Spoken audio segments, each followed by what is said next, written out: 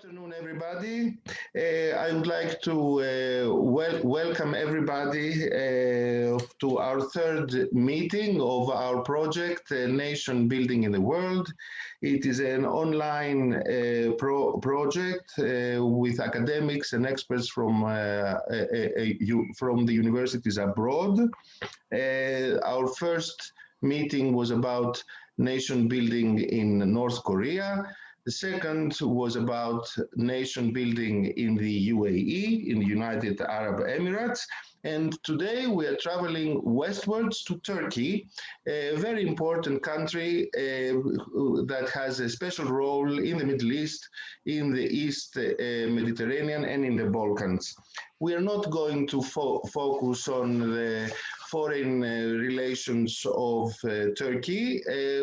We are going to concentrate into its self-conception of Turkey and the changes that have occurred those last years in the way that the public discourse and the political structure and constitutional structure were changed in Turkey under the AKP party. Modern Turkey is based on Kemalist values, and we are going to see how these have changed or not during the last decades. Together with us, joins from Istanbul, is Umut Uzer. He is associate professor at the Istanbul Technical University. He holds a PhD in foreign affairs from the University of Virginia and a master's from Middle East Technical University and a bachelor's from Bilkent University, both in the field of international relations. Uzer is the author of two books, An Intellectual History of Turkish Nationalism and Identity and Turkish Foreign Policy. He has published on identity, Islamic politics, and nationalism in Turkey, as well as on Turkish-Israeli relations in academic journals such as the Middle East Policy, Journal of the Middle East and Africa, Middle East Critique, Journal of Muslim Minority Affairs, Turkish Studies, and Israel Affairs. Uzer has taught at Smith College, at the State University of New York, and at the University of Utah. We welcome you here in Israel, Professor Uzer, and the floor is yours. Thank you so much, Gabriel. Thank you for organizing this webinar. In fact, I've been watching the previous webinars as well, not online, but at least afterwards, since they exist on the Mali website, I believe. And thank you, Ben-Gurion University of the Negev and Mali Azrieli Center for Israel Studies for organizing such a truly international webinar series. I mean, I guess we all need to look beyond our borders and try to establish linkages and comparative perspectives in analyzing, our countries and other countries' politics, their identities, because there are always similarities and differences, obviously, between the different countries of the world. So I suppose this pandemic allowed us to even watch more webinars, attend more webinars, that gave us that opportunity as well. So again, thank you very much. The question of identity is always important for Turks, for all peoples, I suppose. We see this even identity politics in Western Europe. I mean, you look at Belgium, the Flemish identity, the Wallon identity, or in the United States, what does it mean to be Black or African American? I mean, these identities and other identities seem to be important in the 21st century as well. And obviously, we don't have single identities, but multiple identities. And going back to the Ottoman Empire, if we were to focus on the Turks, the Muslim Turks, they had multiple identities as well. Their hometown was important. And interestingly, even to this day in Turkey, coming from a certain city or region is important. There's a Black Sea identity, but within the Black Sea identity, there's separate identities of coming from a city, from a province. But not even that. Even if you come from a particular city, you might be from a little town or a different town, and there might be rivalries. And that's not something unique for Turkey, I suppose. in the US, we have such differentiations as well. And I mean, I suppose in Greece and in other countries, there are also regional identities. Same for Germany and many other countries as well. But overall, of course, the Islamic identity was quite important for Muslim Turks, as well as their local identities as far as where they came from, which religious order they belonged, if any. Being Alevi was something different, being Sunni was different. But again, these categories also had a lot of subcategories within themselves as well. But the overarching variable, I suppose, was the Islamic identity. The 19th century, and even before, I mean, the university I'm teaching at, Istanbul Technical University, was actually established back in 1773 under a different name as the Royal School of Engineering. But still, it was established then at the end of the 18th century as part of the Ottoman modernization. The biggest concern of the Ottoman leaders and statesmen and the literati, more so in the 19th century, was how to save the state, because there has been a loss of territories for many centuries, and it continued throughout the 19th century even more drastically, right? I mean, from 1830, having lost Algeria, in 1881 Tunisia, 1882 Egypt, before a few years before in 1878 Cyprus. Okay, some of them maybe officially were still Ottoman territories, but de facto these territories were lost anyways. So the big question was, yes, modernization, but it was a functional or instrumental modernization so as to stop this decline and territorial loss of the empire, which has been going on for quite some time. And the Tanzimat reforms of 1839 and onwards, which continued until 1876, entailed a modern conception of a state more centralized, because the Ottoman Empire had separate levels of centralization. I mean, certain areas were more autonomous, like Lebanon, right? Or Wallachia, they were more autonomous, but certain areas were more directly ruled by the center, the Istanbul, capital city. But the Tanzimat tried to create a modern state structure, the bureaucracy, the establishment of ministries, provincial overhaul. And more importantly for this talk is, I think, the attempt to create an Ottoman citizenship based on, common citizenship, not religion or creed or ethnicity. Of course, that didn't work, we know in retrospect, but they were, I think, quite serious in trying to create an Ottoman person. But of course, that caused, reactions among the Muslims as well as non-Muslims, because the millet system wasn't, it accorded a lot of autonomy for non-Muslims as well, for Christians and Jews and whatnot. So it was important, I think, to preserve the religious and linguistic sort of autonomy for different peoples living under the Ottoman Empire. But when we come to the, of course, I mean, but still staying in the 19th century, we see the emergence of a number of rival nationalisms, attempts of independence, from Serbs to Greeks, Albanians, less so for Arabs, but that was coming as well. So the Turkish nationalism came a bit later than these peoples, I think, and it was in a sense reaction to these rival ethnic nationalisms. Of course, it's a bit more complicated than that, but for the purposes of this talk at this point, I think we can say that. Of course, the Albanian nationalism was quite shocking for many Turks who still had an Islamic perception, worldview, because Albanians were really part of the Ottoman Empire, part of the ruling class. There were a lot of pashas of Albanian origin. And you can see this in the writings of a later 20th century, early 20th century author, Ömer Seyfettin, how he expresses the futility of Ottomanism of the 19th century.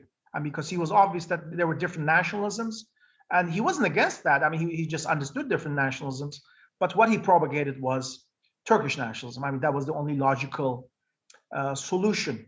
And you see even the founding members of the founding elite of the Turkish Republic, like General Kazım Karabekir, in his memoirs also expresses the disappointment in Albanians because they were propagating a separate form of nationalism.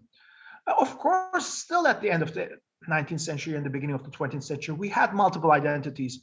I mean, yes, a person might have a strong Albanian identity like Şemsettin Sami, but he still propagated Ottoman identity as well. So we had these multiple identities, or even David Ben-Gurion, right? I mean, he at one point in time seemed to have supported Ottomanism, from what I can say.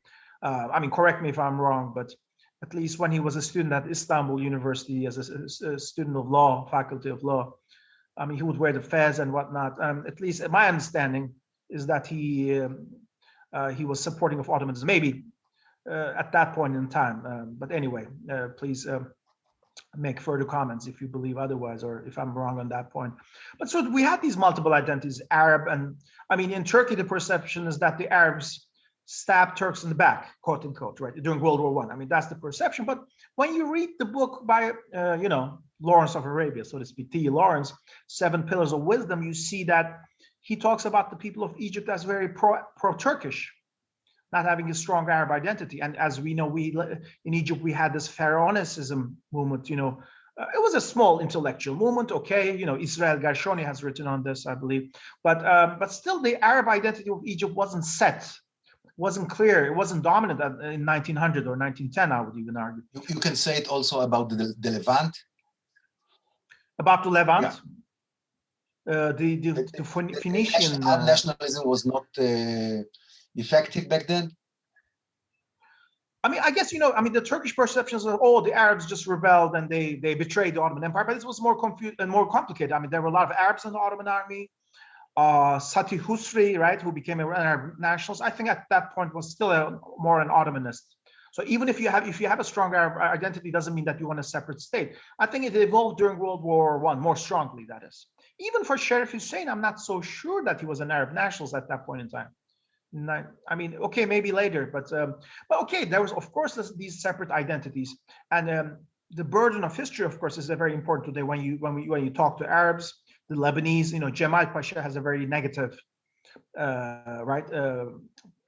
image in Lebanon and elsewhere in Syria. So I mean, in Turkey, we think the Ottoman Empire, we think positively about the Ottoman history, but when you talk to different people, I mean, same goes for Greece or even for Albanians or Arabs. I mean, some might have some positive points, but they also have negative perceptions as well, probably more so than positive ones. I mean, that is something I don't think we understand in Turkey. So moving to the Republic, I think it was based on a negation of the Ottoman Empire. Just like there was the concept of negation in Zionism, the negation of the diaspora, I think in modern Turkey, in Republican Turkey, there was a negation of the Ottoman Empire, and going back all the way to Central Asia and ancient Anatolia. What do I mean by that? I think the immediate past was sort of sidestepped under Ataturk. I mean, sure, Ottoman historical studies or academic studies continued.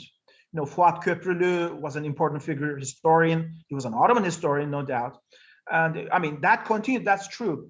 But in the Turkish historical thesis, which was probably less academic, tried to put all the emphasis on the Turks as creators of all civilizations and all languages, the Sun language theory and the Turkish historical thesis. So it was quite exuberant and focusing on Turks as the center of the world. At that point in time, I think the Republican regime focused on the ancient Anatolian civilizations. They were not Turkish, but they were presented as such, like Hittites. And if you look at Ataturk's mausoleum, there are a lot of Hittite lion statues. I mean, it was inspired by, so the Hittites and other civilizations of Anatolia were appropriated. Maybe it did make sense. So it should be explained to the audience. The Hittites are the Hittim in Hebrew. Okay. What are they called in Hebrew? Hittim. Oh, yes. Right. But also going back to Turkestan, Central Asia, Central Asia, there was a lot of focus on Turkish, ancient Turkish history, even pre-Islamic or early Islamic in Central Asia. So this was the new Turkish perception, focusing on Turkishness, because in the Ottoman times, history class is mostly composed of Islamic history and the history of the Ottoman dynasty. I mean, so by the end of the 19th century, we see more discoveries about Turkishness in present-day Mongolia, the Göktürk, the Sky Turk scriptures and the monuments were found by the Danish scholar Wilhelm Thompson, I believe. I forgot his last name, Thompson, I believe. The feeling that there was a pre-Islamic Turkish history. Of course, the Turks came all the way from Asia into modern Turkey throughout the centuries. So that discovery by European and Russian scholars, as well as Turkish scholars, and also Turkish linguistic studies in the 19th century and 20th century, sort of contributed to the emergence of Turkish nationalism. So Turkish history was not only confined to Islamic history or Ottoman history, it was even before the Seljuk Empire, but even before that. So that brought quite an amount of pride, of course, mostly among the educated, or some of the educated. Of course, Turkish nationalism was never hegemonic before Atatürk. I mean, some people present the young Turks as Turkish nationalists, and I would disagree with that strongly. I mean, and some people would support me in that, people like Carter Finley and Hasan Kayalı. But some others think, yes, they were Turkish nationalists. What I would argue about the Young Turks is that they were only partially, there was only one faction of the Young Turks. There's Turkish nationalism, Islamism, and Ottomanism. They all existed, as well as positivism and Westernism. I mean, the Young Turks, the Committee of Union and Progress, was a coalition of different peoples. They even collaborated with the Tashnak Armenian organization, right, at one point in time. But and Enver Pasha, the strongman of Ottoman Turkey during World War I, was more an Ottomanist and an Islamist than a Turkish national. So I would point that out. At least that's my opinion, and some scholars agree with me, even though most people just think of the Young Turks or the Committee of Union and Progress as purely Turkish nationalists, whereas I would say it's only one faction among others. Maybe the strongest, maybe, but Enver Pasha was not, even though he died in Central Asia. That's why he's presented as a pan-Turkist, even within Turkey. But I would disagree with that. So Atatürk's time, there's an attempt to create a new Turk. And the new Turk is supposed to be European, Western. I mean, the term was used more Western, not European. Western, secular, but interestingly, sociologically Muslim, meaning, I mean, in the Ottoman times, there were, at least in the 19th century, there were a lot of, Jewish or Christian bureaucrats. But in the secular Turkey, ironically, there weren't any. I mean, there was no law against it, but in practice, non-Muslims were not allowed to become bureaucrats or join the civil service. I mean, sure, they would do their military service, that's a different story, but they couldn't become professional soldiers or diplomats and whatnot. Whereas in the 19th century, think about the Ottoman ambassador to London, Kostaki Musurus Pasha, who served in London for 40 years. I mean, of course, I think I'm running out of time quickly, so let me come to the present time. So during the, so there was a attempt to create a new Turk based on the changing of the alphabet, right?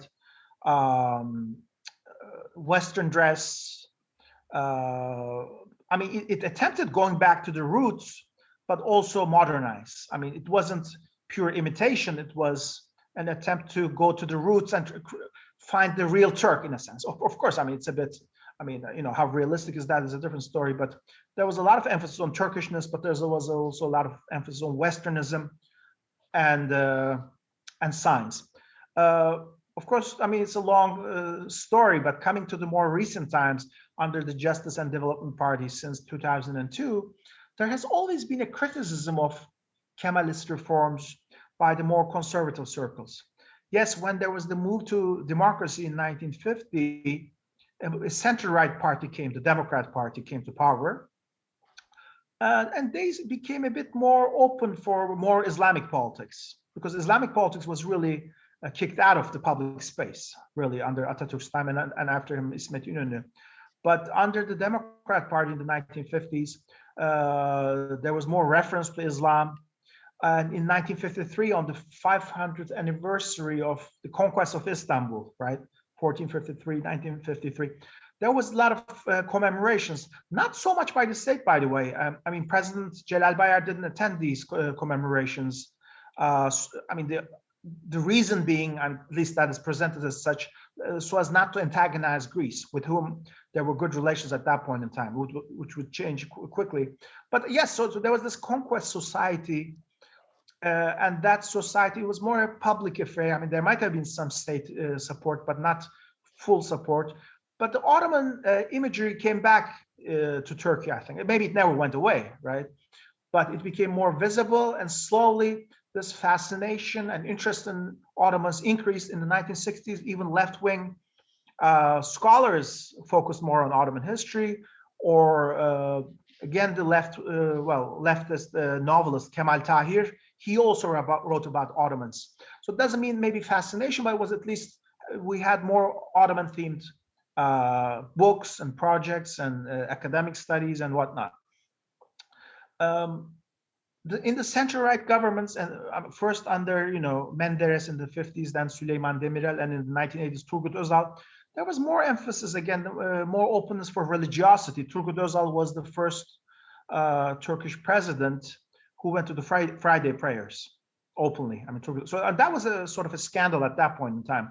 It became normal afterwards, but up until then, the presidents wouldn't go, even if they did. Maybe they would pray, in private. But of course, the Friday prayers are public events. So, Süleyman Demirel might have gone, but not as much as Turgut Özal, which became so visible. And more importantly, from a political economic perspective, we see the rise of the Anatolian Tigers in the 1980s, which these are the provincial cities like Denizli and Kayseri, more in central Anatolia or inwards, where we see the rise of a Muslim bourgeoisie as opposed to an Islamic bourgeoisie. And they were supported by Özal. Özal was an amalgamation of all ideas. I mean, he said we have united 4 political currents. So Özal, he said Muslim bourgeoisie as opposed to Islamic bourgeoisie? No. I don't make a difference between Muslim and Islamic, but the Istanbul bourgeoisie was more secular. I mean, sure, they were Muslim, but I mean, they were more secular. But when I say we mean Muslim, more I mean conservative, right? Conservative Muslim. And they supported Özal, that's true. But more importantly, they were instrumental into coming to power of the Justice and Development Party as well. And in the 1980s, we see a lot of publications, Islamic publications, journals, newspapers, and eventually TVs and radios. So Islam became more visible and became a curiosity for secular intellectuals too, because I mean, their approach, their understanding of Islam was more limited. So now they also started reading Islamic intellectuals, and it was interesting, and it was, it was definitely that was done. So let's come to Justice and Development Party. Many people who served in the Motherland Party of the 1980s under Özal, but they were the conservative wing of the Motherland Party of Özal, they also joined Justice and Development Party. By the way, the Motherland Party was quite different than Justice and Development Party because it truly had a strong nationalistic faction, it had a strong conservative faction, but there were also individuals of leftist and more liberal persuasion as well. Whereas in Justice and Development Party, at least the strongest figures come from the National Outlook movement, the Islamic movement of Erbakan, including Mr. Tayyip Erdogan and Abdullah Gül. They all come from that background. So it is different than the Motherland Party, I would argue. Even though they were at least some liberals or leftists as ministers, they were more symbolic than compared to the Motherland Party. I think there has been a conservative narrative which has been utilized and instrumentalized by the current government as well. And the conservative narrative, I think that's a term I use for Turkish politics, is there's a criticism of the Atatürk's reforms.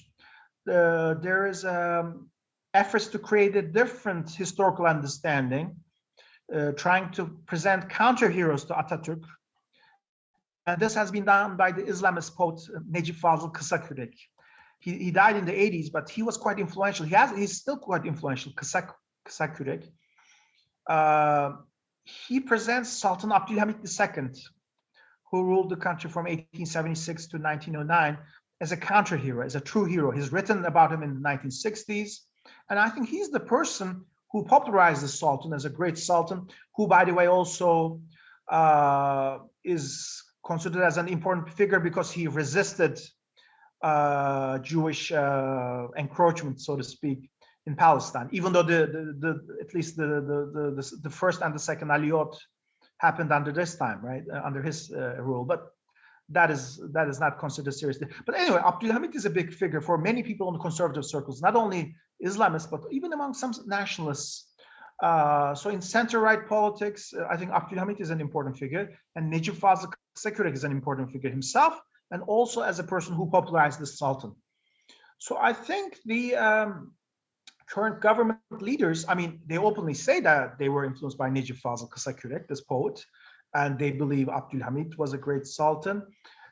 So at this point in time, we have a revisionist history in Turkey under this government. I mean, of course, they had their own historians or pseudo-historians, not true historians, but I don't need to mention their names, but one of them would wear the fez. I mean, it's quite uncommon to see somebody in Turkey to wear the fez. So this pseudo-historian who recently passed away, he was also one of the figures who was quite influential in popularizing this kind of alternative or revisionist history. So as opposed to the Turkish historical thesis back in the 1930s, now we have a alternative history. It's not being named, but it's in a sense going back to the roots again, going back to the Ottoman Empire, going back to Islamic roots, and trying to create new heroes like Abdülhamit and Necip Fazıl Kısakürek, and trying to de-emphasize Atatürk. In fact, Nadav Solomanovic wrote a new article on the new holiday, Democracy and National Unity Day in Turkey, the invention of a new national holiday about the coup attempt of July 15th. So all the national holidays are from the time of Atatürk, Atatürk's victories, War of Independence, opening of the parliament, Declaration of the Republic. So they're all related. All these national holidays are related to Atatürk, or the death of Atatürk as a day of mourning. So all these are related to Atatürk, and throughout this government, I think we see a sort of trying to de-emphasize these holidays. Officially, they're still there. I mean, by the way, officially, Kemalism is still the official ideology of the country. I mean, these are still national holidays, or again, still legally, the legal system is secular. I mean, it's still there. But if you look at the discourse of the President Erdogan and discourse of the leaders of the JDP, and also certain people close to the government, like the Hagia Sophia Mosque, Saint Sophia Mosque was converted into. I'm sorry. I mean, the church was converted into a museum by Atatürk. So okay, I'm sorry. First, it was a Byzantine church, right? And then after the conquest of Istanbul, it became a mosque, and Atatürk changed it into a museum. And up until just last year, it remained as a museum, the Hagia Sophia. And now it has been converted back to a mosque. And also, the campaign to build so many mosques in Istanbul and elsewhere, in public spaces, but also even on a hilltop in Çamlıca, which is a huge mosque built, you can see in the Bosphorus. I think it's a campaign to create a new Turkey, and that is the term they use, new Turkey, which is more religious, more Islamic, more Ottoman. And Turkishness is not emphasized so much. It's more, if you look at the statements of the President Erdogan, he doesn't utter the word Turkish so much. He says this nation or our nation, and it is a more Muslim, quasi-Ottoman Anatolian nation. Yes, he made an alliance with a nationalist party, but that was more out of expediency than out of belief in their ideas. And that's a big surprise as far as the Nationalist Action Party, because they have opposed the government because of ideological reasons, for being not enough nationalists or not being nationalists at all. I mean, that was the criticism of the Nationalist Action Party, but that's a whole different story we can talk about if you like. So what we have is, I think, a new historical thesis. I mean, we haven't had an official historical congress like that, but I think there's a new history being written, not academically, but more ideologically, based on Ottomans, and not the real Ottomans, really, created on an imagined Ottomans, on the partial negation of the Atatürk era, because still direct attacks on Atatürk is still problematic, even though some people do, some academics and some newspapermen do.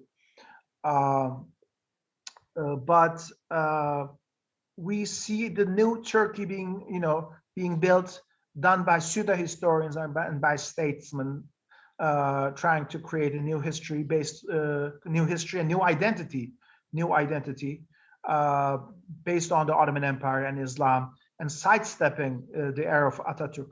So again, it is based on the negation of the Atatürk era. So we have two negations, double negations, right?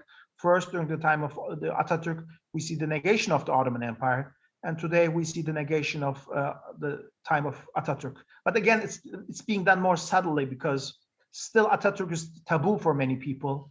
But we see more and more attacks on him and his family by many people.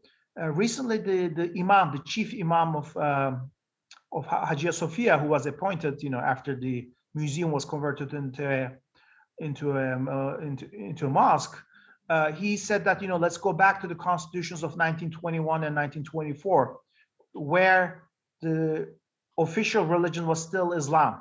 When Atatürk first established, it was still Islam, but then that stipulation was taken out, revoked in 1928. So he was saying, let's go back there. So that's almost like, calling for the state to have an official religion, which we did not have since 1928. So I think, I can talk more, but that's probably enough, because I think I've passed the time allocated for me. And I will let you ask any questions you might have.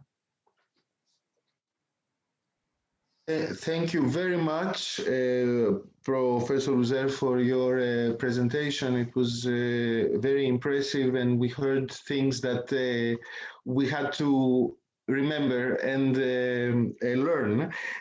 I'm very happy to see here in our audience Professor Avi Rubin, head of the Department of Middle Eastern Studies at the Ben-Gurion University of the Negev. It's an honor and a pleasure that you are with us. And Dr. Nadav Solomonovich, a specialist expert on Turkey of the past and of the present. And we will be more than happy to have your remarks as well after what we have heard by Professor Uzer. We will pass now to our discussant. He is a member of the Azrieli Center for Israel Studies here at the Ben-Gurion Research Institute, Amir Eisenman. He's going to be the discussant for this meeting. And then we will continue with questions, and our discussion, I hope, will take as long time as possible. Amir, the floor is yours. Thank you, Gabriel. First, thank you, Professor Uzer, for this fascinating lecture. It was a privilege to learn from you about the historic change going on in Turkey. I would like to go ahead and say a few things in response based only on my expression. Things I will argue are from my point of view only, and do not rely on research like that of Professor Uzer. So I will start now. It is important to place the Erdogan revolution in the context of the crisis of liberal democracy and the rise of non-liberal democracy in countries such as Hungary, Poland, Turkey, and Venezuela in the years after the crisis of 2008. This is an important dimension which can explain the base of contemporary changes, which you described. The main characteristics of these regimes are a populist ideology of the ruling party, a policy designed to dismantle the liberal foundation of government, replacing them with a non-liberal democracy. Replacement of elites by the government, and to restrict the system that protects freedom of speech and human and minority rights. At the conclusion, I would like to question whether the legacy of Mustafa Kemal Atatürk, pro-secular and modern as it may be, is a legacy of liberal democracy. As people here maybe remember, the end of Erdogan being a mayor in Istanbul, in December 1997, Erdogan Then the mayor of Istanbul recited an old poem written by Göklap, a pan-Turkish activist. His recitation included verses translated as, "The mosques are our barracks, the domes our helmets, the minarets our bayonets, and the faithful our soldiers." His recitation was regarded as an incitement to violence and religious or racial hatred. He was sentenced for 10-month prison, of which he served 4 months. Due to his conviction, Erdogan was forced to give up his position as mayor of Istanbul. Thus began Erdogan's long struggle with the Turkish legal system and the pro-secular constitution, with an attempt which gained momentum after the 2016 coup attempt to replace the country's ruling and cultural elite. Erdogan is carrying out this policy while raising the flag of return to the Islamic heritage of the country, as Professor Uzer described with great skill. When the Constitutional Court ruled in 2008 that the legislation promoted by Erdogan, which allowed women to wear the hijab in religious universities, was unconstitutional, Erdogan responded by saying, "We will remove the Constitutional Court." He and his supporters argued that the court was carrying out a constitutional coup and should therefore be restrained. From 2010, they began to implement restraint in a series of constitutional reform, including strengthening the president's influence on the appointment of judges, increasing the number of judges in the Constitutional Court, and canceling the court's exclusive power to abolish parties, talking about the Constitutional Court.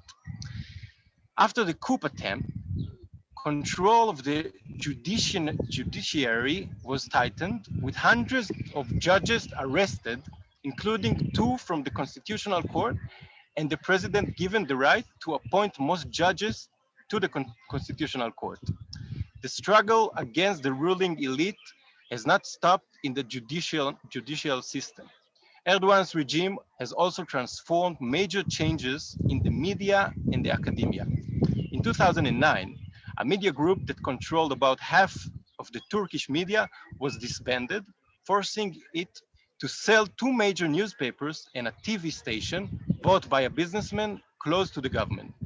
After 2016, restrictions on the media tightened, 170 newspapers were closed, and only a few media outlets dared to write critically about the government. The law prohibits the writing of things that may harm the dignity of the state. Academic freedom in Turkey was restricted under Erdogan. Even before the coup attempt, educational institutions linked to Erdogan's rival, Fethullah Gulen, were closed. From 2013, it's before the coup. From 2030, the Supreme Council of Education, controlled by Erdogan's men, began firing lecturers who supported protesters in Turkey for spreading terror propaganda and harming the country. Lecturers who signed political petitions were summoned for questioning. Since similar trends of restrictions on the components of the democratic liberal regime, such as the judiciary, media, and academia, have occurred in other countries, I would like to ask, what's unique about the Turkish case? What are the conditions, and what are the conditions for opposition does the new constitutions Erdogan regime of Erdogan regime is allowing? What is the condition for the opposition? My final point is more historic, and it's about the Kemalist legacy. What we have heard emphasize the return to the Islamic tradition of the country and the undermining of the secular and modern ethos of Kemalist Turkey. But does protection of the liberal elements of the regime can also be drawn from the Kemalist legacy? To what extent Kemalist Turkey can be considered as an example of liberal democracy? I want to thank you again, Professor Uzer, also on behalf of the members of the Nation Building Research Group here in BGU. Thank you. Before I give you the opportunity to answer, I would like to comment a bit on what has been heard right now. It is important to know and to tell what is the impression that that Turkey gives to the world during the last years, and those facts are presented such as those facts from the media. This is our source, and from this source we are trying to outsource the reality. Of course, I believe that the reality inside this country, inside Turkey, is somehow much different or not so different as it is presented by the media abroad. It is important to know if this new culture in politics, in internal politics, can be considered as a new nation building of Turkey under Erdogan, which is the main question of our meeting right now. And I would like to add a small question that it is my question that it is unanswered for so much time when I hear all this. Why Kemalism was so much against the religion? Why? What was the reason that Kemal Atatürk has decided that religion is bad for the society of Turkey? And why shouldn't we just accept the fact that the people of Turkey now, under Erdogan, are able to express themselves and tell to the world that we feel more important to feel that it is more important for us to have a self-conception of being Muslim more than a self-conception of being secular Turk. These things, these 2 points, I would like to add in Amir Eisenman's answer, and I hope that I help our discussion to get into this kind of track, which is the nation building of Turkey under a new pro-Kemalist time that we are living right now. Professor Uzer. Thank you very much for the questions. Of course, there has been serious criticism towards Kemalism by liberal circles. By the way, liberals are a small group in Turkey. The center-right parties are more conservative, yes, with some liberals, but liberals are mostly academics and few intellectuals. Yes, there's a liberal party, but it's not very influential. So they were quite critical of Kemalist era regimes for its lack of democracy or some of its policies. That's why they made an alliance with the Justice and Development Party in the early 2000s. The liberal intellectuals in the media, in the academia, they supported Justice and Development Parties coming to power because they wanted to end what they call the political tutelage, the influence of the military, and trying to establish a more democratic country. So Kemalism has been criticized for not being enough democratic. So that was the case. And they sort of justified the Justice and Development Party to Europe, to the Western world, because these were more, they spoke better languages and they were liberal or they were secular individuals anyway. They weren't religious at all. So, but now that coalition has disappeared, right? The Kemalism's sort of fixation was more with science, with Westernism, trying to be civilized, quote unquote, right? Religion wasn't totally disregarded. It wasn't the Soviet Union, right? I mean, the Quran was translated into Turkish. The mosques were open. By the way, interestingly, İsmet İnönü was somewhat religious, not, I mean, religious maybe from today's perspective, but he liked to pray, but not out in the open, more in the public sense. So they were very much influenced by the French Revolution, I believe, and the French ideas and ideals and thinkers. And you look at some of the words by Atatürk, you know, sovereignty belongs to the nation and this and that. I think that comes from the French Revolution, doesn't it? So I'm not sure if he was anti-religious, but he was definitely against the religious hierarchy and the establishment. So it wasn't like the atheism was not official policy, like say in the Soviet Union, but religiosity was probably discouraged at the upper levels.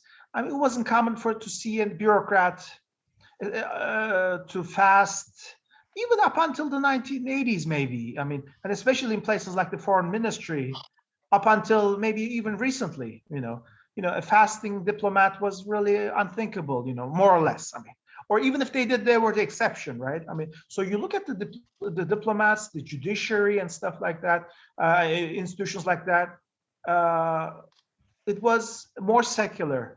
The military is a different story. I mean, I don't know the military too well, but we have more provincial officers in the military for many decades.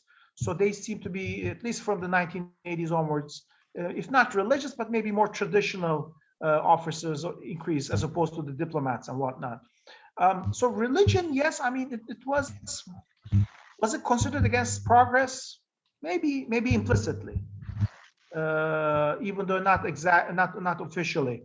Of course, I mean, the Hakan Yavuz has a new book on nostalgia for the empire, on neo-Ottomanism. There he says that, you know, the religious people really felt isolated, kept out of the system, kept out of the center. And with the coming of, I would argue, maybe Özal, but even before Özal, even with Adnan Menderes back in the 1950s, center right, I think the religious or the more peripheral elements became better integrated into the system. But to this day, they still talk about how they were isolated, how they were discriminated against. But we have to say, even within the bureaucracy, it was the exception rather than the rule, what I said about more secular. I mean, ever since the 50s and the 60s, we have the rise of more conservative bureaucrats, especially among the governors, more so in the 1980s, because we basically had center-right governments in Turkey, right? And very similar to America, Turgut Özal also liked to appoint conservative judges to the Constitutional Court. So very similar to America. So the feelings of isolation is there. Maybe it's justified, maybe it's not. But if you look at the facts on the ground, ever since the 50s, we see more opening spaces for conservative elements. Again, maybe not so much in the foreign ministry, initially not so much in the judiciary, but even in the judiciary, there's a strong, maybe a majority, if not majority, but there's a strong element of conservative judges. And today, definitely, but even in maybe 20, 30 years ago. And I also like to thank Amir for his comments. I mean, of course, when we look at the rise of authoritarianism or populism, Turkey is one among them, and maybe one of the most important. I mean, same to Hungary, and some of the elements are quite similar, even with the U.S. I mean, you look at the anti-intellectualism of the American right, that is there in Turkey as well. You know, being against the elite, being one of the people. We see this in America. We hear this a lot in America. You know, we're one of the people. We're the authentic people.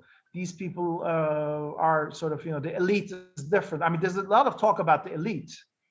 And, you know, elitism is something very limited in Turkey, even though people argue as opposed, because social mobility has been quite strong in Turkey.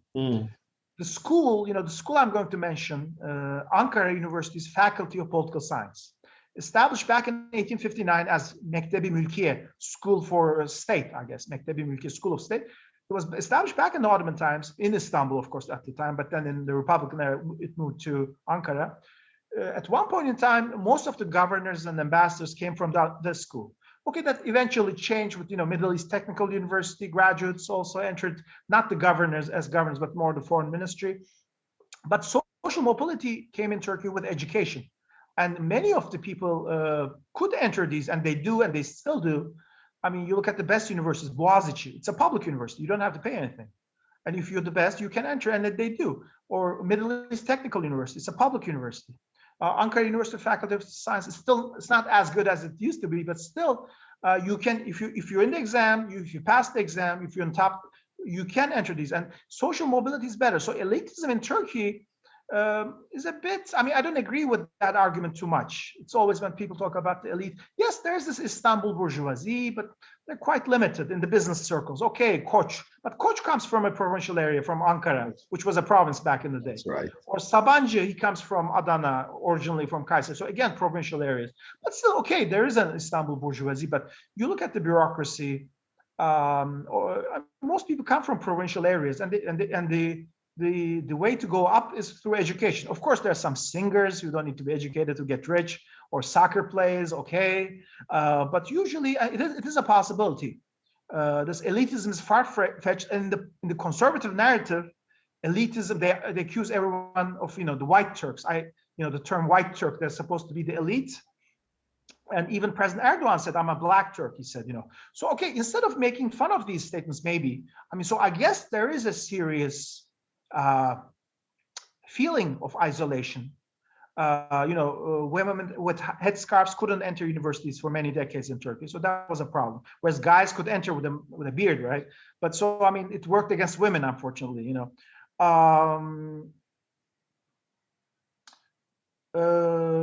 So basically,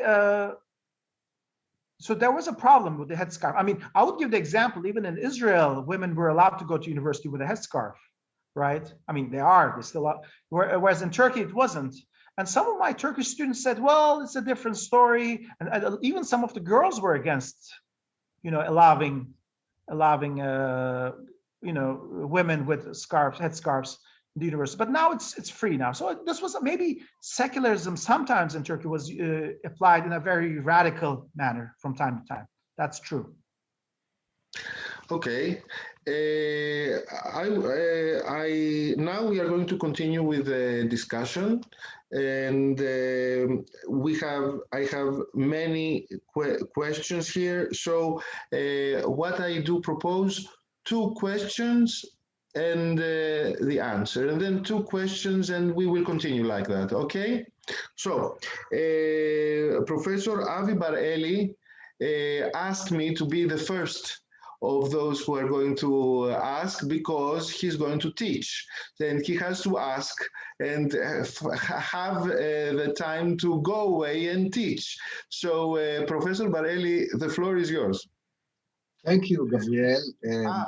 Excuse me, the first one. And the second one is Professor Caballo.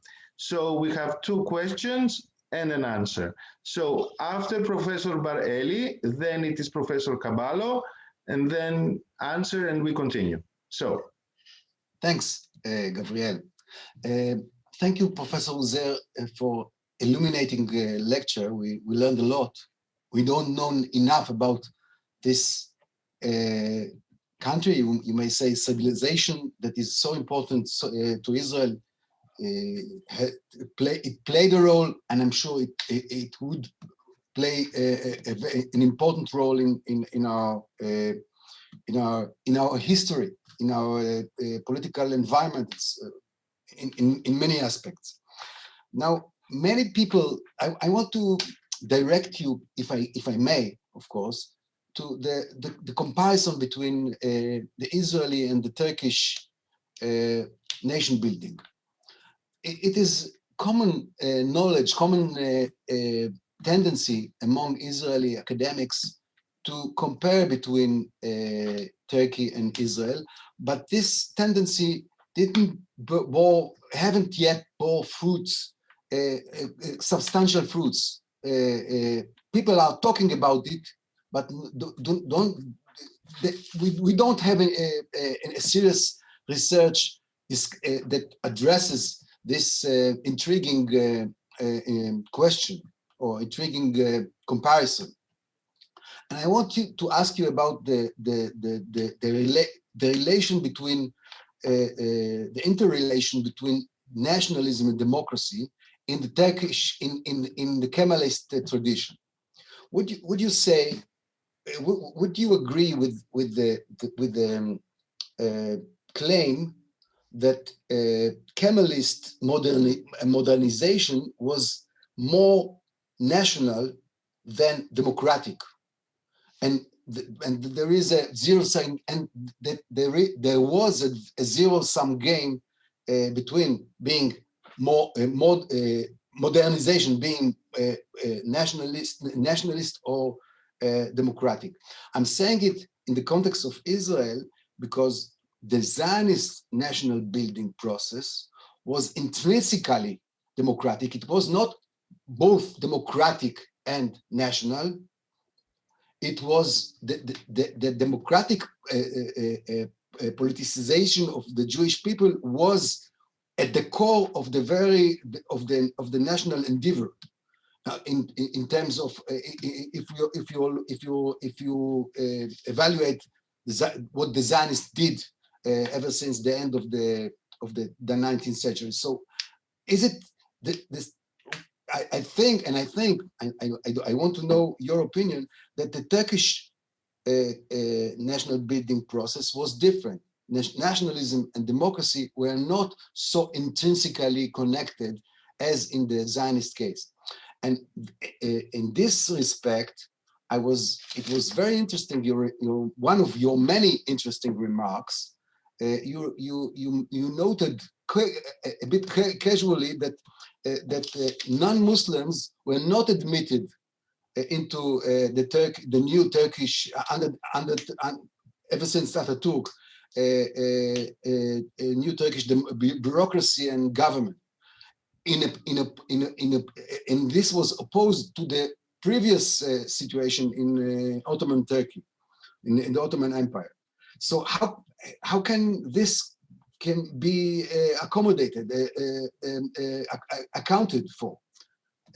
If I was true in my saying that Kemalist modernization was predominantly nationalistic, how come that non-Muslims were so to speak banned in the context of the relation between nationalism and democracy? And the second question from Professor Cabal. Thank you, Gabriel. Thank you, Professor Uzer. It was fascinating, and I have to say that I always feel that we don't know enough, and it seems, at least from the surface, that there's so many similarities and there's so much potential for comparison. So I'll try to dig a bit more in, at least from the perspective of the Israeli and Zionist nation building process, and kind of shed light on aspects that we experienced in the Israeli case and seem to be present in the Turkish case. So one is really the thing of which we always talk about, which is this so-called tension between religiosity and secularism. And I say so-called because in Israel too, if you look at the first generations of pioneers and nationalists, they also came with this idea of secularism. Of course, Jewishness was there, but secularism I would say as a guiding principle of living was definitely there. Now, throughout the years, there was always these arrangements that somehow made it more mild. I mean, there was a potential of much more antagonism that was in fact realized. I'm just mentioning this because it seems to me that I see a potential similarity that just like in Israel, religiosity kind of regained its place. Maybe in fact earlier in the process, or maybe blocked secularism in an earlier stage. I wonder if what is happening in Turkey in the last decades or so is that kind of a correction. Is it a response to something that went too far, and it's an authentic voice of the people that do not see a necessary contradiction between Turkish nationality and religion and they actually claim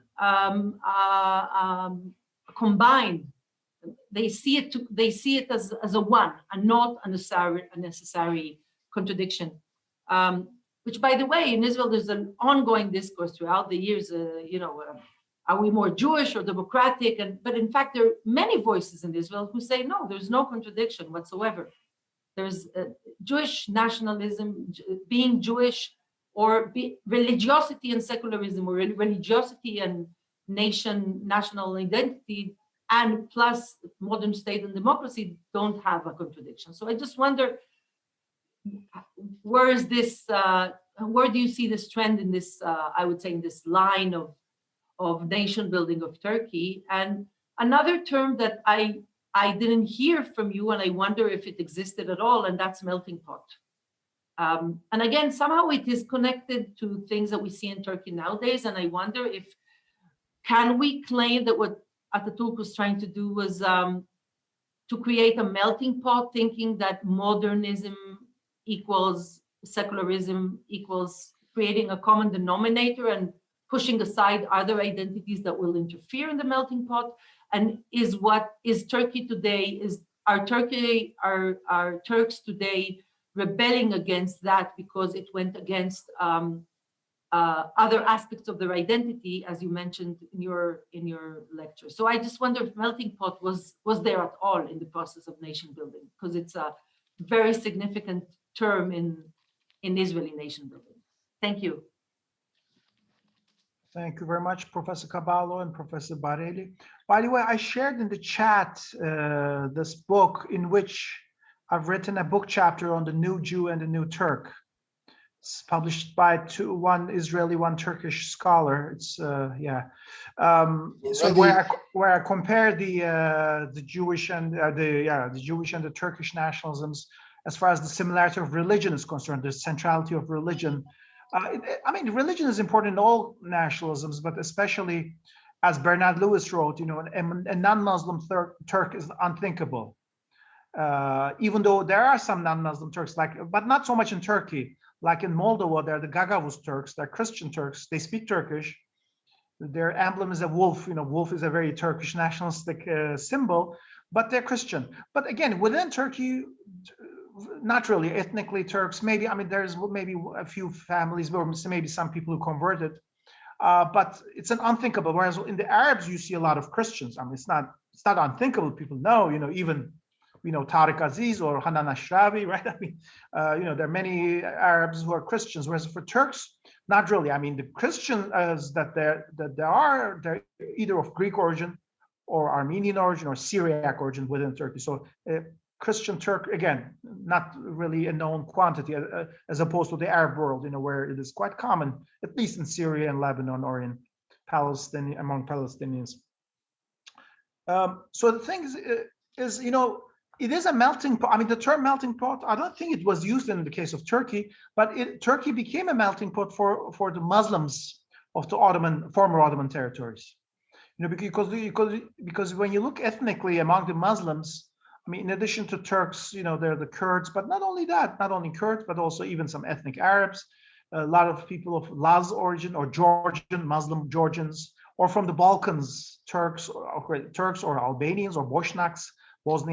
So there are different ethnicities within Turkey who have come from the Caucasus, the Balkans, or who are the authentic people. So the melting pot worked more for them. In the perception of the state, as well as for the perception of the people, non-Muslims were not considered to be Turk. And Muslim and Turkish is used interchangeably almost in the mindset. So even in a secular country, criticized by religious Muslims for being, un-Islamic almost, or irreligious, still the people, the ruling elite are the Muslims, secular Muslims, not very religious or not outwardly religious. Sure, they were members of parliament, Jews or Greeks or Armenians, but in a bureaucracy, as I said, even though there was no law against it in practice, and to this day, I think it's still the case. Even though the current government invited people from different minorities, to join the bureaucracy. I think they even asked Daron Acemoğlu, who's of Armenian origin from Turkey, who's a professor at MIT, to become ambassador, but he rejected it. So, I mean, yes, this government tried to do that, but interestingly, even in the secular era, that didn't happen. So melting pot for the Muslims. I think in Romania, Turkey had a nationalist ambassador, Hamdullah Supi Tanrıver. He tried to send the Gagavuz Turks, also who were also there, to Turkey, who were Christian, as I said. But Turkey didn't want them, even though they were ready to accept people from Crete who didn't speak Turkish, but they were Muslim, or others, Albanians or Bosniaks. So the criteria was religion more than ethnicity or language, interestingly. So even in a secular form of nationalism, Islam seems to be so central, even in the time of Atatürk. Again, not as a form of religiosity, but as a part of an identity. Sure, there is a tension between religion and secularism in Turkey. But just like in Israel, just like secular people might go do bar mitzvah or follow some of the Jewish holidays. In Turkey too, most of the even the secular people, most of them, not all, but would follow the Islamic holidays, even though practice wouldn't be too common. When you look at Islamic practice, worship, fasting seems to be the highest. In Ramadan, maybe not every day, but fasting, I think, goes around 75% or 80% of the Turkish people fast, I think, if not the whole month, at least partially. But when you go to, the daily prayers, it goes down to 40%, right? I mean, if I have the numbers correct. So, okay, but the belief is there, even though there's a rise of atheism in Turkey too, even it was expressed by members of the government, atheism or other forms of doubt, even within the religious schools. I mean, they express so that is there too, but not too common. I mean, religiosity, or at least Islam as part of the identity, is quite there.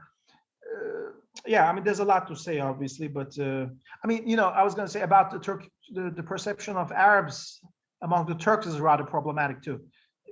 In the past, it was quite negative because of what I said about World War I, but also some racist or even Orientalist statements about Arabs was quite common. But under this government, there's also this fascination with the Arabs and the Arabic language, and the Arabic became more visible in Turkey because not only because 3 million plus people came from Syria to Turkey, but also the government likes to, the use of the Arabic or Ottoman alphabet in a more common way. So under this government, I think that has decreased. More people are learning Arabic, but it was, I mean, yes, Turkey does go to the extremes in many ways. I mean, secularism was probably from time to time too extreme. And then as a reaction, of course, there were some people, there were even rebellions under the time of Atatürk as well. But I think, is Atatürk still relevant? I think he's still relevant. But he has been attacked personally and ideologically by many people, both at the political level and at the individual level on the social media. So that has become more acceptable, or at least more common. But of course, there are a small group of people, or maybe not so small, the opposition Republican People's Party, some of the newspapers, a few of them, they seem to support Atatürk. So what is the status of Atatürk among the religious people is a big question. I don't know that. But I know for a fact that even among the religious people, sometimes you see a photograph of Atatürk praying. That photograph is just before opening the parliament in Ankara in 1920. He went to the Hacı Bayram Mosque and he prayed there. And there's a photograph of him like that. Sometimes you would see that photograph in shops in Anatolia or in Istanbul. I think it is a tendency for common people to hope or think that, Atatürk was religious, maybe, or wish that.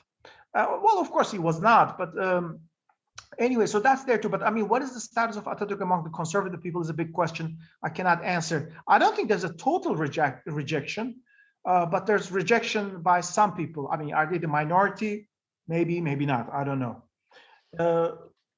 About Professor Bareli's question, I think, Kemalism was more nationalistic than democratic, but there was a democratic essence, I think, as I believe Maurice Duverger, French political scientist, said, I believe. There was this idea of parliamentarianism.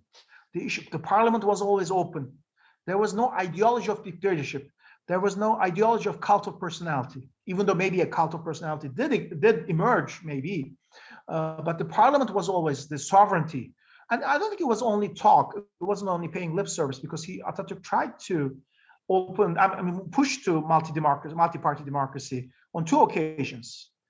But then he got scared of certain rebellions in Anatolia, religious and Kurdish rebellions throughout the 1920s and 30s. He was worried about, and they continued, by the way, on and off. Interestingly, during the time of Atatürk, both Islamic and Kurdish, and sometimes Islamic and Kurdish, right? Like the Sheikh Said rebellion. So, is there a democratic essence? There are elements of democracy there, but the practice wasn't democratic. Sure, it was single party rule with a few exceptions. It didn't work out. He probably should, this is saying something in retrospect, but he probably should have tried more. But it's the 1920s and 30s. It's the rise of Nazis, this and that, But later on, unfortunately, Kemalism got associated with military coups. By the way, he asked the generals to choose either to remain in the military, so stop being members of parliament, because at one point in time they were able to serve in the military and also be members of parliament. So choose either of them, either stay in the parliament but resign from the military, or stay in the military and resign from the parliament. And many did. Some of them stayed in the parliament, some of them went back to the military. So he was quite adamant to keep the military out of politics. So unfortunately, from 1960s onwards, many people who claimed to be Kemalists supported the coups. Okay, not all, but to some extent it was true, I think.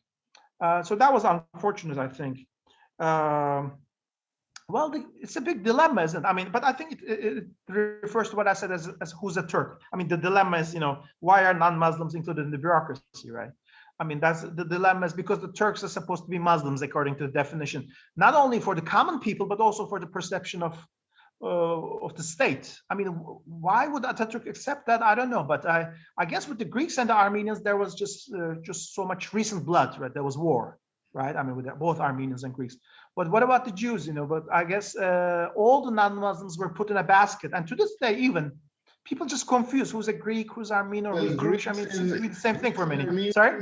Greeks and Armenians are are considered as Rum. It is a single a category, an Ottoman category. What about the Jews? They were considered also Rum, and are they considered now? No. No, but they're just people confuse who's. They don't understand who's who. Everybody's confused. You when you see me, you cannot say if I am Greek or not.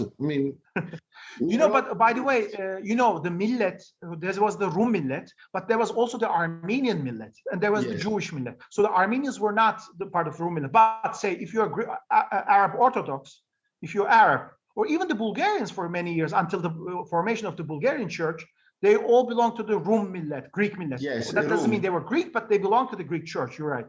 But Armenians had the separate, the Apostolic Church, I believe they call the Armenian. Yes, the Orthodox, Armenian Orthodox Church. Yes. Right. Well, just a small note. Rum and Greek, these are two perceptions that they are different. Rum is not Greek, and not every Greek is Rum, according to. Of course. It is a matter of Greek and Turkish dialogue, which now it is not a relevant subject now in this place that we are. We don't have much time, but we are going to do our best to continue our discussion as quickly as possible. Now, the questions are from Dr. Omri Shafer Aviv, and after with Daniel Riechenbacher, who I think is in Germany or in Switzerland. I am not sure. And before I give the floor to the two colleagues, I would like to say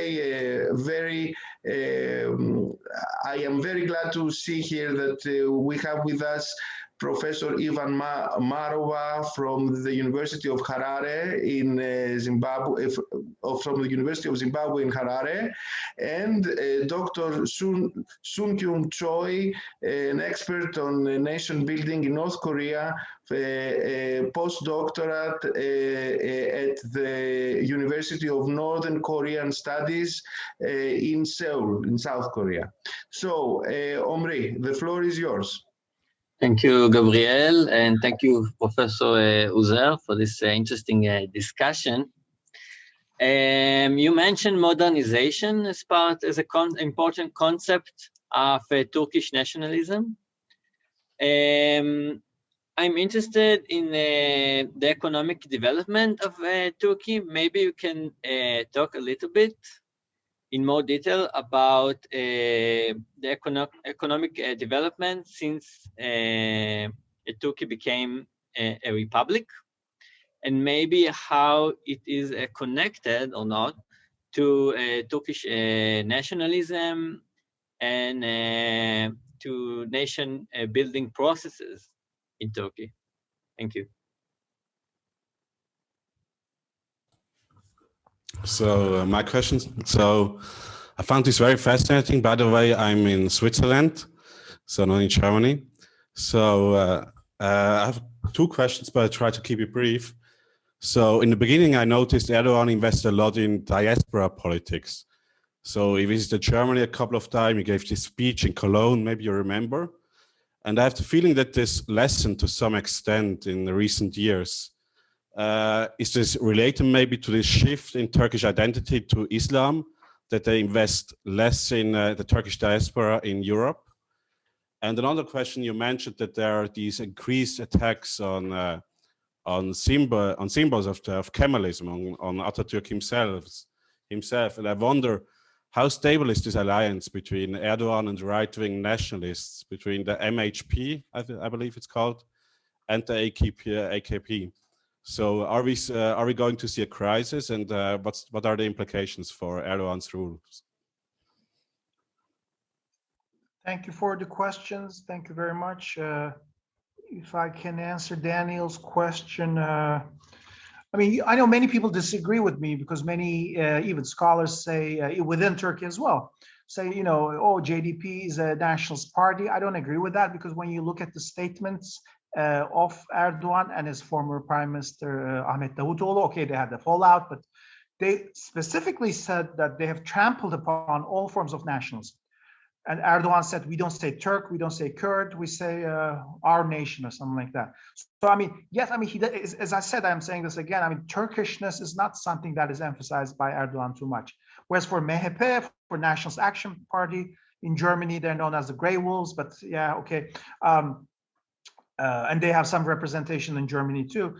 For them, and I've written a book on Turkish nationalism. I tell the whole story as to how Turkish nationalism has moved from a more secular, more progressive, even gender or even almost feminist form into a more conservative nationalism in the 1950s onwards. And today Turkish nationalism is more conservative, patriarchal, and MHP is like that, patriarchal, more man-oriented with more machismo and stuff like that. But MHP, Nationalist Action Party, criticized Erdogan on many occasions, because, you know, you have to remember Erdogan had an opening to the Kurds, had negotiations with the PKK. I mean, so because in their understanding, you have to understand the Islamic and his forefather, so to speak, his predecessor, Necmettin Erbakan, even though, yes, he disagreed, and he said, we've stopped that tradition. The nation is composed of the Muslims. Turkish nationalism, Kurdish nationalism, Arab nationalism, these are separatisms. Even the writer of the national anthem, Mehmet Akif Ersoy, says that specifically. So there should be the Muslim nation, you know, whatever you call it. I mean, you might call it still the Turkish nation, but it should be composed of all these elements. So even Erbakan, who was more openly Islamist, he didn't like Turkish nationalism. And Erdogan himself, maybe, I mean, yes, he has this alliance. I'm not sure if this alliance is feasible, because ideologically, it doesn't make sense. Because their understanding of nationalism is different, but they have this commonality in conservatism, because the Nationalist Action Party is also conservative, provincial, more, you know, male-dominated and whatnot. Diaspora politics has always been important, but more important under this government, obviously. You know, in Germany, there's this thing called DITIB, mosques, these mosques organized by Turkey. And I think there's been some consternation in Germany. Some imams were accused of, whatever, spying for Turkey or something like that. So even secular governments supported the construction of mosques because there was a demand coming from the Turkish, people living in Germany and elsewhere to have mosques. And instead of going to more radical mosques, opened by some, I don't know, Arab countries or whatnot. So I guess it made sense, but how much of an integration is there in Germany? To some extent, it is successful, I believe. There's more Turks, I believe, getting educated, but there are also parallel societies as to, it sounds strange. If I understand correctly, the Turks in Germany vote for the left wing, the SPD in Germany, mostly, I believe, but they support Erdogan in Turkey. So that's interesting as well. There's a lot to talk, but obviously I need to answer the next question. Economics was also important, economic development for Atatürk. Even the 10th year march, they praise themselves they brag for having built railroads all around the country. In the Young Turks, there was the issue of national economics, trying to create a Muslim bourgeoisie. Because when you look, and you have to look at Zafer Toprak's writings, you see most of the companies in Turkey were owned by non-Muslims, Christians, Jews, very few Muslim businesses. So the Young Turks tried to create a Muslim bourgeoisie, and Atatürk continued that. And I think probably the wealth tax of 1942, that's after Atatürk, but getting more taxes from the non-Muslims during World War II. For Muslims, there was not so much tax, but for non-Muslims, there was a very high tax. This is in 1942. That is a continuation of the, the policy of trying to create Muslim bourgeoisie. And I believe the Sabancı family and Koç family are a result of that policies as well. So the economics was also important for Atatürk and economic development. As I said, national roads, there were a lot of factories being opened. Still, it was a very poor country, no doubt, but there was an effort to create that together with an emphasis on science and westernization and modernization at that point in time. Okay, and do we have any more questions or some any ideas that want to be expressed? I see not. I have a question actually.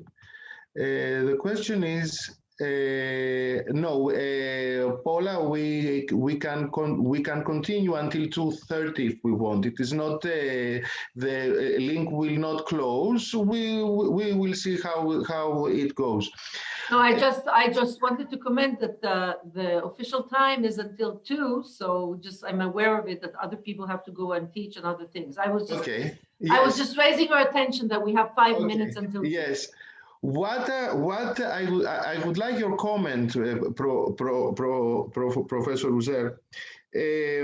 There is a trend here in Israel that the only problem between Israel and Turkey is Erdogan, and the changes that he has done, and in his society, and in the policy of his country in the region. There is another idea that Erdogan is saying loud what the Turkish society wanted always to say about themselves and about the place of the country in the world and in the region.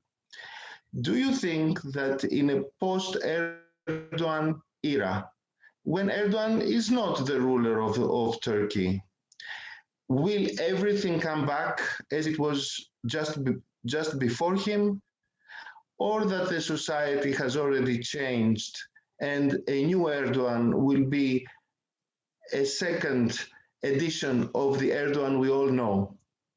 This is my question, because here there is the thought that the only problem between Israel and Turkey is the perception and the self-perception of Turkey under Erdogan. And the second thing that I would like to ask, at the end of the day, do we have now a new nation building after the Kemalist era, or it is just a period of history that is going to change, and then we will forget about it. So are you saying we'll just go back to the Kemalist era? Is that what you're asking? If Erdogan leaves office, the possibility of a better, another self-conception of the Turkish nation and the citizens, is it going to go back to the Kemalist era, or what we see now is what Erdogan says loud that the society of the country was telling not so loud, and now they found a leader that is able to say loud what everybody is thinking? Right. You know, some of his policies, like the conversion of Hagia Sophia into a mosque, existed for many decades from conservatives or even some nationalists. So it's not something new. So he implemented that policy. But initially he was opposed to it. He said, you know, why would I turn into a mosque? I mean, that's a setup for me. That would be a trap. So initially he said, so maybe it's also to gain votes, but it's also to satisfy some of the more excited followers. As far as bilateral relations are concerned, of course, there's a lot of sympathy towards Palestinians, even among the left. Not to the same extent as the conservatives, but you got to remember back in the 60s and the 70s, there were a lot of Turkish socialists, Turkish and Kurdish socialists, who went to the Palestinian camps in Lebanon and just like Germans or Japanese, but whatnot, to get guerrilla training from the Palestinian organizations. So even among the more socialists, okay, they're very small, but there's a sympathy. There was a sympathy. There still is. But even you look at the Republican People's Party, Atatürk's party, which is social democratic, but even there, I mean, there is criticism of Israel, and everybody seems to have jumped on the bandwagon of attacking Israel. Even though recently I'm hearing from some students or some questions that, you know, do we have to have such bad relations with Israel? Some people are asking. Isn't it in Turkey's interest to have better relations with Israel? Even some Turkish politicians said, you know, we should improve relations, especially with Egypt. But even with Israel, I think the president said intelligence sharing has been ongoing. So that's something. I mean, we suspected that, we didn't know, but so even him saying that is pretty important. So I mean, both countries need each other. I think that's what the president said, which is true.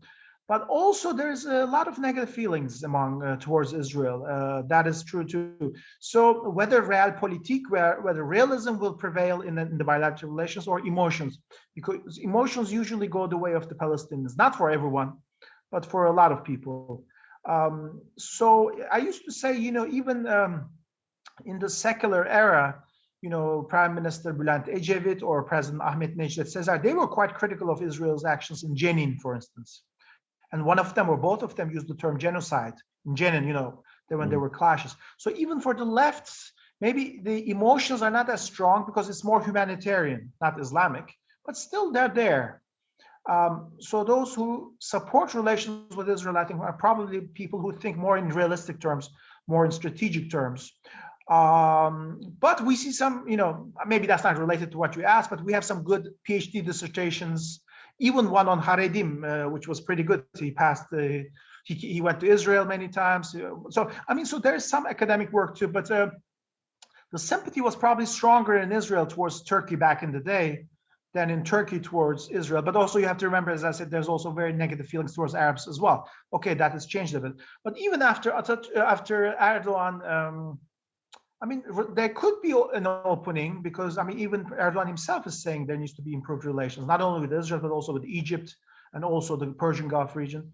So it's going to be, the Palestinian issue will be the elephant in the room, I suppose, always. Even for the left it was. But if the strategic calculations prevail, then relations will be much better. But it's not going to be easy after all that has happened, both in the Mavi Marmara, but also at the discourse level. Both politicians, I think, really attacked each other. But we'll see.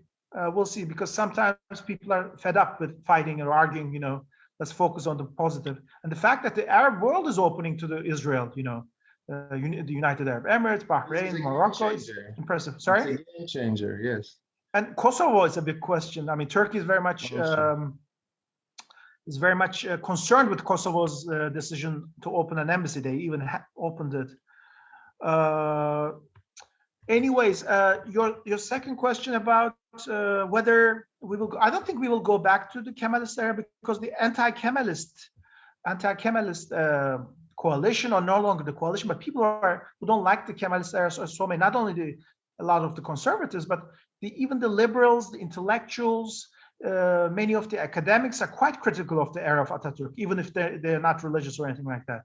The more the liberals, as I said, just like post-Zionism in Israel, we have this post-Kemalist era in Turkey. But maybe some people are saying, well, in retrospect, Atatürk was right. Some people are saying, even those who were critical of Atatürk, I mean, some people have come to that position. But many people believe, places like Boğaziçi University is not a very Kemalist place at all, even though it's very secular, but it's also liberal. They're not very much fond of Atatürk also. Okay, these are generalizations, but to a general term. But still, Atatürk has some credibility. But again, as I said, I don't know what's among the conservative people. I mean, what is his status? That is a big question. That's an important question. And I don't know the exact answer to that. That is important. And I suspect some or maybe the most of the religious people might be sympathetic towards him too, but I'm not sure about that. So we will wait and see. Thank you very much for it has been a very nice meeting and fruitful and interesting and enlightening. We will see each other. Thank you very, very much. We will see each other on the 28th of April, and we will be talking about nation building in Zimbabwe with Professor Ivan Marova, who gives us the honor to be with us. Thank you very much. See you again on the 28th of April. Have a good day from Jerusalem all the way to Istanbul and wherever you are, in Seoul, in Harare, in Switzerland. All the best to you all. Thank you very much.